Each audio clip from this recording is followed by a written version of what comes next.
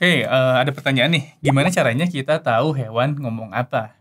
Nah, sebenarnya hewan itu dia berkomunikasi ya, kayak misal kita dengar anjing, kucing, gitu, kayak meong atau ngegonggong, nah itu berkomunikasi. Nah, sebenarnya komunikasi dalam biologi itu bisa kita sederhanain jadi gini nih, ada stimulus, pemicu suatu perilaku tertentu, terus ada prosesnya, terus kemudian ada respon, ada tanggapan gitu. Jadi ada stimulus, dia datang terhadap suatu individu, dia ditangkap, terus si individu dia ngerespon gitu. Nah, caranya kita tahu hewan itu dia ngomong apa adalah lihat si stimulusnya.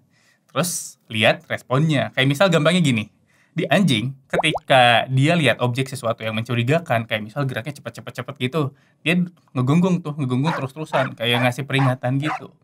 Nah, kita bisa simpulin bahwa itu adalah bahasa anjing terhadap stimulus objek yang mencurigakan tadi ketika kita bandingin dengan respon anjing lain. Apakah anjing tetangga itu ketika ngelihat sesuatu yang bergerak cepat mencurigakan itu, dia ngegonggong juga atau enggak?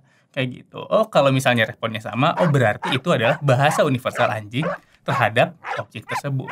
Atau kita bisa lihat juga kayak di kucing. Biasanya kucing kalau misalnya dia musim kawin tuh ngeongannya agak beda. Kayak kayak apa ya namanya? Kayak, bayi gitu, kayak ringikan bayi gitu tengah malam itu. Nah itu pas kucing lagi kawin tuh, kayak gitu. Jadi ada stimulus tertentu diartikan oleh suatu individu, makhluk hidup, terus dia melahirkan suatu respon tertentu. Tapi mungkin, kita nggak boleh menganggap bahwa komunikasi hewan itu cuma suara doang, karena nggak gitu. Kayak misal gini, semut itu dia berkomunikasi tidak pakai suara, tapi pakai senyawa kimia, namanya feromon gitu. Jadi, katakanlah ketika semut, dia, wah ada gula nih di meja, terus dia datang tuh ke situ. Nah terus, dari situ dia ngeluarin sinyal, berupa tadi senyawa kimia tadi, oh di sini ada makanan. Nanti si semut-semut lain itu, dia nyamperin tuh, oh ada tanda makanan di sini. Terus, seiring dengan berjalannya dia ke lokasi tempat makanan, dia juga ngirimin sinyal lain berupa feromon untuk trail, untuk jalur. Makanya ketika kita lihat, semut itu biasanya dia baris tuh. Dia nggak, belok-belok jauh, tapi nggak dia ngikutin suatu jalan. Karena sebenarnya di jalan tersebut itu ada feromon yang dihasilkan oleh semut yang duluan datang di situ. Jadi gitu ya.